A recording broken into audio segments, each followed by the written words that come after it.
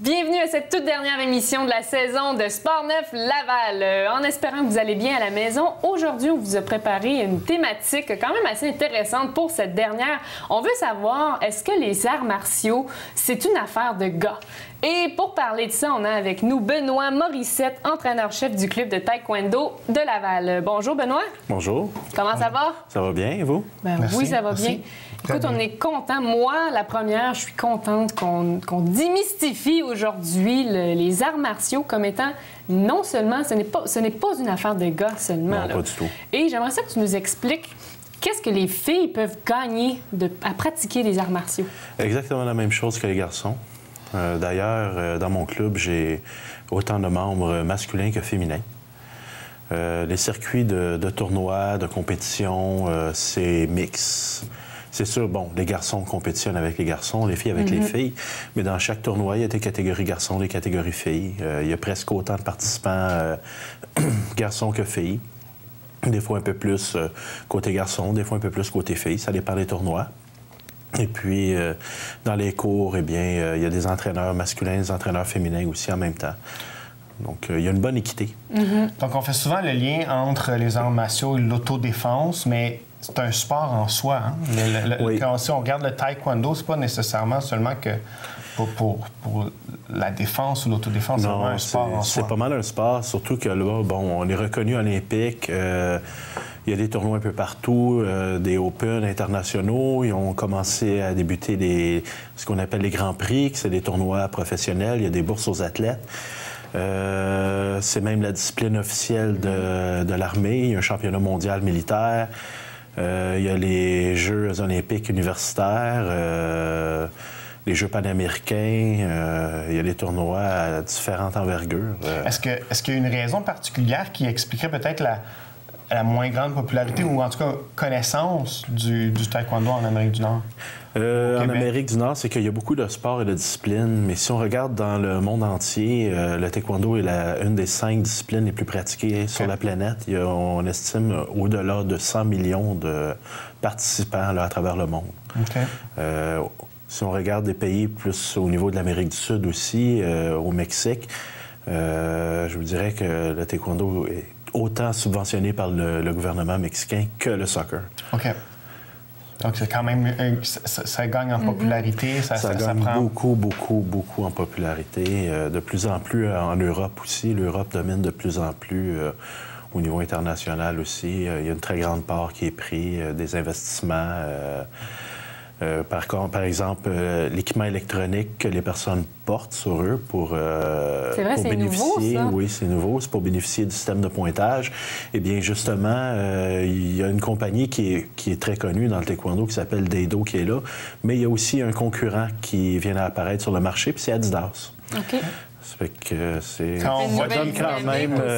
et quand il y a des bonnes compagnies qui s'impliquent, là, ça veut tout dire. Il y a la popularité est grandissante. La popularité est très à Laval, ça s'en vient, on peut dire, ça s'en vient big. Là. On a un centre de taekwondo dans différentes régions de Laval. Je pense qu'on en a 2 centres, c'est bien ça? Nous, en fait, notre club a 2 centres où on donne des cours, mais il y a plusieurs écoles là, dans Laval. Là. OK.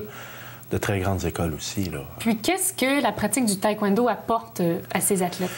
Bien, ça apporte à bien des niveaux. Oui, il y a des gens qui veulent venir pour de la compétition, puis j'ai parlé de compétition durant la première partie de l'entrevue, mais il y a aussi des jeunes qui ont un déficit d'attention avec hyperactivité et que pour eux, c'est une bonne façon de travailler leur concentration, de travailler la confiance, de trouver un certain équilibre, puis de dépenser de l'énergie qui va leur aider dans leurs études aussi en même temps.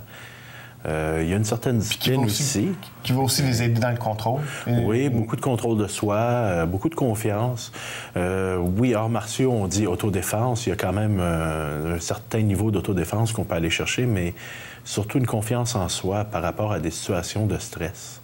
Les individus, en suivant des cours, ils apprennent à se connaître à travers les arts martiaux. C'est ça qui est important. Ça fait des meilleures personnes pour plus tard aussi. C'est une bonne formation. À quel âge est-ce que tu dirais que tu vois l'initiation au niveau des jeunes athlètes? Il n'y a pas vraiment d'âge. Okay. C'est sûr, bon, si on parle d'un athlète qui veut faire de la haute performance, S'il veut débuter le taekwondo à 40 ans, mais je veux dire, écoute, t'as dépassé l'âge de la retraite un peu. Mais quelqu'un qui peut arriver, les jeunes, ils peuvent commencer à 3-4 ans s'ils peuvent suivre, ils apprennent, ils font des jeux, mais on ne parle pas tout de suite d'athlètes sérieux en tant que tel. Je dirais autour de 14, 15 ans, 16 ans, que là, on commence à avoir un jeune qui se démarque puis qui veut vraiment être un athlète. Avoir un potentiel. Qui prend ça au sérieux, puis qui mise son développement, qui s'investit à fond. Bien, c'est surtout dans ces âges-là qu'on le voit. Quoique des fois, à 11 ans, 12 ans, on commence à en avoir là, qui ont tendance à se diriger dans cette avenue-là aussi. Mais là, on parle de 14-15 ans, c'est le début de la préadolescence, de l'adolescence. Ouais. Et on sait que la puberté est différente chez les garçons et chez les filles. Effectivement. Est-ce qu'il y a différentes approches utilisées pour aider les athlètes masculins et féminins dans leur progression? Bien, c'est toujours du cas par cas en tant que tel. Il y a des athlètes féminins qui sont beaucoup plus sérieux que des garçons. C'est ce que j'ai remarqué. Par contre, il y a des garçons aussi qui sont très sérieux aussi. C'est du cas par cas. Ça va avec la personnalité, ça va avec les habiletés. Aussi. J'imagine. L'encadrement familial. L'encadrement familial, il joue un très grand rôle. Si l'athlète a des parents qui vont soutenir puis qui vont encourager le jeune puis qui vont investir, eh bien, à ce moment-là, investir, je ne parle pas juste d'investissement d'argent, je parle de temps et d'énergie. À ce moment-là, bien, on se dirige vers des conditions gagnantes là, pour développer un athlète là, qui peut aller performer là, à un certain niveau. Est-ce que justement dans la puberté, on parle de différence? Il y a sûrement une implication au niveau génétique ou hormonal aussi? Oui, en tant que tel, c'est sûr, les athlètes ont un poids à observer quand on parle de compétition de haut niveau. OK, donc ils sont classés dans une catégorie reliée au poids? Okay. Au niveau provincial, le poids, c'est un petit peu moins sévère. Il va y avoir des consolidations qui peut se faire et... c'est des compétitions de niveau participatif, si on veut. Mais quand on tombe dans de l'élite, la haute performance, à ce moment-là, bien, les athlètes ont un poids qui est fixé à la décimale près. Ils doivent s'inscrire dans une catégorie. Si on prend, par exemple, une athlète qu'on a chez nous, Gizem Kamkiran, elle, c'est moins de 68 kilos. Mais si jamais elle s'inscrit puis qu'elle est en haut de 68 kilos et qu'elle est 68,1, c'est une disqualification. OK. C'est sérieux comme ça? C'est très sérieux. Et puis, si c'est un tournoi qui est au Québec, c'est une chose, mais si c'est un tournoi qui a lieu, comme prochainement, on va compétitionner à Orlando, en Floride, parce qu'habituellement, c'est à Las Vegas que le US Open se déroulait, bien, une disqualification, là, c'est quelque chose. Hein, ça implique des frais de déplacement, d'hôtel et tout. Fait qu'il faut ça avant de savoir si oui ou non on peut participer. C'est ça. Il faut savoir gérer le poids. Puis quand on parle de puberté ou au niveau des garçons et des filles, c'est que les filles, avec le cycle hormonal, peuvent faire une rétention d'eau. Et quand on arrive proche de la pesée, bien, il faut savoir si la fille est dans sa semaine ou pas. Parce que, ou si la semaine approche. Parce qu'en rétention d'eau, la fille peut gagner 2 kilos. Et à ce moment-là, ça a un grand impact. Ça a tout un impact. Oui, bien, merci beaucoup, Benoît, d'avoir été là. Merci beaucoup. Merci. Ça nous a fait plaisir. Alors, Benoît Morissette, entraîneur-chef du club de taekwondo de Laval. Ici Laurence Coutu-Paquin pour les nouvelles du sport. Charles Leblanc, encensé par ses entraîneurs à Pittsburgh. Ce jeune homme, originaire de Sainte-Dorothée, commence à faire son nom dans le milieu du baseball aux États-Unis. Il a été un des meilleurs dans la colonne de points et dans la moyenne récoltée au bâton pour le tournoi Navy Vegas, qui est un tournoi très reconnu dans le domaine du baseball. Mais il a surtout eu la chance de faire ses preuves lors d'un tournoi où il a frappé 2 doubles et 2 circuits, ce qui a amené son équipe à la victoire. Un de ses entraîneurs a même dit que parmi les 19 nouveaux venus accueillis cet automne, c'est un des meilleurs qui offre du jeu très solide. Charles vise un poste de partant dans la saison qui devrait commencer en mi-février. Charles s'entraîne 3 heures par jour en plus d'étudier, donc on lui souhaite une excellente saison et bonne chance dans sa carrière. Alors, cette semaine, je vous parle de biscuits. Alors, les biscuits, le temps des fêtes arrive, ça fait chaud au cœur de recevoir des biscuits, mais en même temps, il y a quelque chose là-dedans qu'on peut utiliser peut-être pour en faire des collations nutritives, n'est-ce pas? Faut pas se le cacher, un biscuit, on prend pas ça pour la santé, on prend ça parce que c'est bon, hein, avant tout. Alors, sur le commerce, on nous vend toutes sortes de biscuits maintenant. On est rendu, on a même des biscuits santé. Alors, pour ma part, je crois qu'en cuisinant nos biscuits, on risque d'avoir probablement de meilleures valeurs nutritives parce qu'on n'ajoute jamais le sucre et le gras que l'industrie ajoute dans les produits. Et c'est pas si compliqué finalement faire un biscuit. Ça prend 5 minutes de préparation, 10 minutes de cuisson.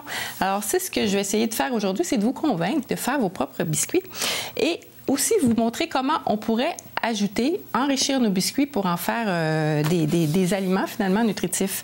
On peut premièrement transformer nos biscuits en une source de protéines. Hein? Le traditionnel biscuit au beurre d'arachide, il y a déjà des protéines dans un biscuit au beurre d'arachide. On peut ajouter un œuf de plus, on peut ajouter de la poudre d'amande, on peut varier les types de beurre, le beurre d'amande, le beurre de sésame même.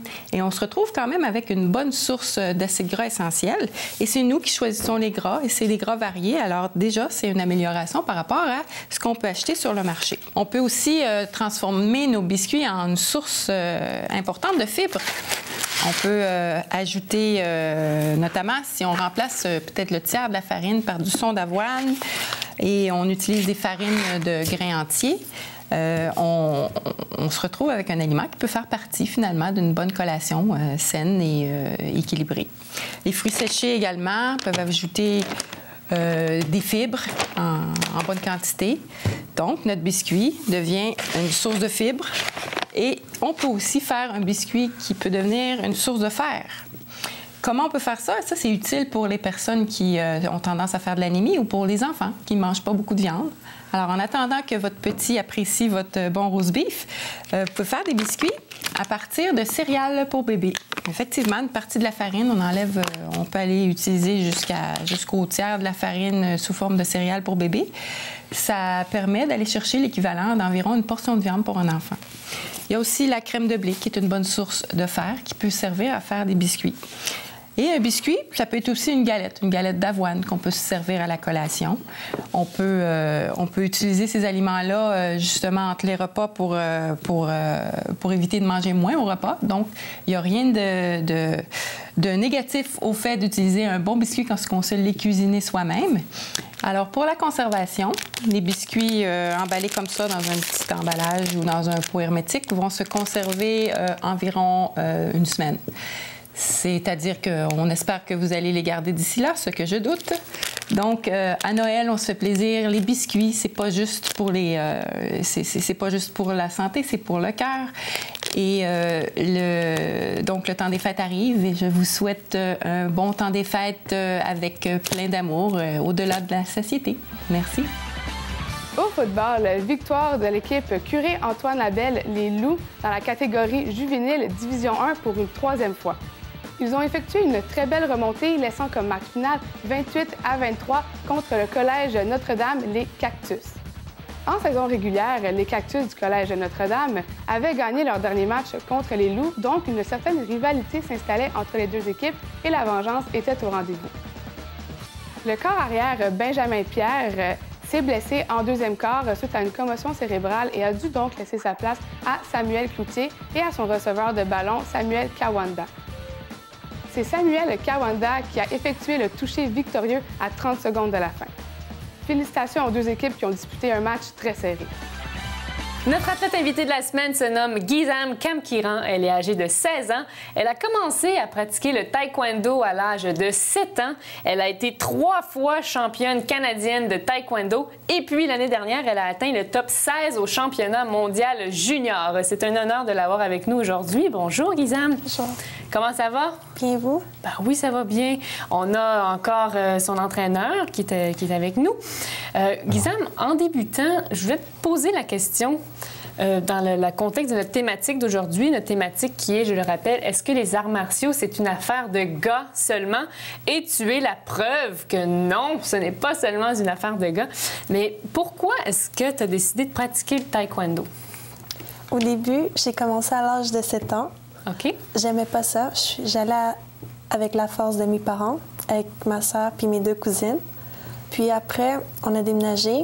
Je suis allée dans un autre club taekwondo, puis j'ai vraiment aimé ça. C'est devenu ma passion parce que c'est vraiment technique, puis tu essaies de comprendre l'adversaire. J'aime vraiment ça. Donc, c'est pas nécessairement quelque chose où il y a beaucoup de violence, mais c'est beaucoup plus technique, beaucoup plus stratégique. Oui, tu essaies de comprendre l'adversaire. Comprendre ce qui peut être fait chez l'adversaire, comprendre les failles, comprendre les ouvertures. Oui. C'est ce qui t'intéresse dans ce sport-là. Oui. OK. Donc, c'est sûr que peut-être qu'au début, c'était peut-être pas nécessairement une activité qui était plus ou moins intéressante, mais avec le temps, combien de temps ça t'aurait pris pour avoir la piqûre? Tu dis, ça s'est fait rapidement? Non. Non, à 7 ans, elle aimait pas ça. Là. Vraiment pas. Non. Ça m'a pris vraiment du temps. À force de passer des ceintures, quand tu gradues, tu passes des ceintures. Puis, quand je passais une ceinture, j'étais encore plus fière de moi. Je voulais encore continuer. Donc, c'est le désir du dépassement de soi, un petit peu. Plus tu te dépassais, plus tu avais envie de performer. Oui. Puis ça m'aide aussi à mieux me concentrer à l'école. J'aime beaucoup ça. Donc, ça t'aide aussi dans ta vie de tous les jours, là, tu dis à l'école. Michel, le préparateur mental, un peu, je crois que tu l'as accompagné aussi dans une de ses dernières compétitions. Oui, bien, on travaille ensemble depuis presque un an et demi ensemble, où on a travaillé justement la préparation à la performance. On a travaillé aussi un peu, je pense, ce que j'appelle le killer instinct, hein, la volonté de battre. Tu dis, c'est quelque chose que j'aimais pas, mais je pense que dans un sport de combat comme le taekwondo, c'est important d'avoir cette volonté de vouloir dominer, de vouloir... Puis est-ce que tu penses que c'est justement peut-être un élément qui est un petit peu plus difficile à avoir, puis peut-être que Benoît, comme entraîneur, tu peux t'intégrer à la discussion, à savoir... Par rapport les garçons versus les filles, cette volonté-là de dominer ou cette volonté-là de combattre, est-ce qu'elle est un peu plus présente? C'est pas mal individualisé aussi. OK. J'ai déjà vu des garçons qui, quand ils combattaient, ils avaient peur de faire mal à l'adversaire. Okay. Comme j'ai déjà vu une fille qui sautait de joie parce qu'elle avait réalisé un knockout. Donc, chez toi, Gizem, est-ce que ça a été quelque chose qu'il a fallu que tu développes, cette volonté de combattre ou de rivaliser avec l'adversaire? Est-ce que c'est quelque chose qui t'est venu facilement ou c'est avec le travail? Avec le travail. Avec le travail. OK. Est-ce que tu avais peur au début de faire mal aux gens, à tes adversaires? Oui. Ma première compétition, à chaque compétition, je suis stressée, mais ma première, je me rappelle encore dès aujourd'hui, j'étais encore plus stressée. C'était quelque chose de différent. Puis justement, par rapport à peut-être la différence entre pratiquer le taekwondo, puis dans une perspective de discipline ou de mise en forme, puis pratiquer le taekwondo à un niveau compétitif. Parce que c'est sûr qu'au début, à 7 ans, on n'a pas nécessairement l'intention d'en faire, surtout si on n'aime pas ça, mais d'en faire un sport. J'imagine que justement, il y a une différence entre pratiquer pour une activité, puis pratiquer au niveau compétitif. Hein? C'est quoi la plus grande différence que tu as vue peut-être entre les deux comme athlète, toi, quand tu as décidé de dire, bon, là, que ça devient un sport important pour moi? Est-ce que tu as eu une différence dans ta préparation, dans ton développement? Qu'est-ce qui a changé? Au début, j'allais à 7 ans, mais avec la force de mes parents. La force de mes parents. Ils disaient que c'était bien pour moi, la discipline, tout ça, que je devais me dégêner. Puis ça m'a beaucoup appris aussi. Puis au début, moi, je pensais taekwondo, karaté, tout ça, c'est juste un sport de gars. Mais quand je me suis intégrée, j'ai mis ma volonté. Puis après, je me suis fait quelques amis, puis il y avait mes cousines, ma sœur. J'ai vraiment beaucoup apprécié ça, puis c'est devenu comme ma passion. Puis là, je fais ça pour moi, parce que j'aime ça. Là, tu dis que tu as débuté avec tes sœurs, tes cousines. Est-ce que tu penses que le contexte dans lequel tu étais, c'est-à-dire accompagnée de filles, ça t'a encouragé à poursuivre? Est-ce que ça aurait été différent si tu avais été autour de garçons, peut-être? Si j'aurais été seule, je ne penserais pas que je me serais rendue encore là. Donc, ça t'a permis, avec le soutien de tes cousines, de d'autres filles, d'avoir un peu de continuer puis de rester accroché. Ton entourage aussi. Là, on a l'athlète et l'entraîneur. Moi, je veux savoir, là, c'est quoi la relation qu'il y a entre vous? Est-ce que c'est une relation très serrée ou vous aimez pas ça trop vous faire voir ensemble, là? C'est quoi, là, votre relation? Non, c'est une bonne relation. C'est assez étroit aussi parce que, étant donné qu'il y a un aspect psychologique très important dans les combats, il y a un aspect stress aussi. Donc, à ce moment-là, ben, la communication doit être au premier plan là, entre l'athlète et l'entraîneur à ce moment-là. Il faut qu'il y ait une bonne communication, il faut bien se connaître. Il faut être à l'aise. Quand on va dans les tournois à l'extérieur, ben, on voyage ensemble. on va manger ensemble au restaurant. C'est sûr, bon, elle a sa chambre, j'ai la mienne, ça c'est sûr et certain. C'est important de mentionner. Mais à part de ce temps-là, ben, on est pas mal très souvent ensemble là, durant les compétitions, justement, là, pour s'assurer que tout se passe bien, puis qu'elle soit dans les bonnes conditions psychologiques pour combattre et que je sois aussi dans les bonnes conditions de l'aider. Oui, pour l'accompagner. Pour son combat. Bon, ben c'est déjà tout le temps qu'on avait. Guizem, on va te souhaiter bonne chance pour la suite de ta carrière et une participation future aux Jeux olympiques. Je crois que c'est ça que tu souhaites davantage. Merci d'avoir été là. Bienvenue. Merci beaucoup. À bientôt. Pour la boxe, Lucian Boutet déclare forfait. C'est Jean Pascal qui va le remplacer pour le match qui se déroulera le 6 décembre au Centre Bell. Il a dû déclarer forfait lors d'une séance de sparring à 12 rondes aux Philippines. Il devait s'envoler pour la Chine, mais son parcours a pris fin aux Philippines. Jean Bédard, le président-directeur de Interbox, a dû annuler ce duel. Il était assez déçu puisqu'il voulait donner un second souffle à la carrière de Lucian Boutet. Boutet devait disputer son premier match. On se rappelle qu'il avait perdu contre Jean Pascal en janvier dernier. C'est donc Jean Pascal qui affrontera Donovan Georges en finale. Bonne chance à notre Lavallois. Passons maintenant à la chronique Coaching mental CMP où on regarde cette semaine les différences entre les jeunes athlètes féminines ou masculins et on essaie de voir est-ce qu'ils ont des différences marquées, est-ce qu'il y a des limites ou est-ce qu'il y a des obstacles à ce qu'une jeune fille ou un jeune homme participe ou pratique certains sports. Donc bien sûr que au niveau génétique, au niveau hormonal, le jeune athlète féminin et masculin vont avoir de grandes différences. Et ces différences-là vont avoir un impact important au niveau du corps. On parle simplement au niveau hormonal, puis on en discutait avec nos intervenants cette semaine où on regardait l'incidence que peut avoir le cycle hormonal, le cycle menstruel sur un sport comme le taekwondo où il y a un classement de catégories de poids. Donc, la rétention d'eau ayant un impact sur le poids que l'athlète peut avoir. Donc, c'est important de reconnaître qu'au niveau génétique et hormonal, il y a des différences. On parle au niveau de l'hormone estrogène, donc l'hormone féminine, où il y a un pourcentage de gras plus important rattaché à cette hormone-là. Donc, bien sûr que dans la réalité, comme la boxe, comme les sports où il y a des classements de poids, ça va être important de considérer ces éléments-là.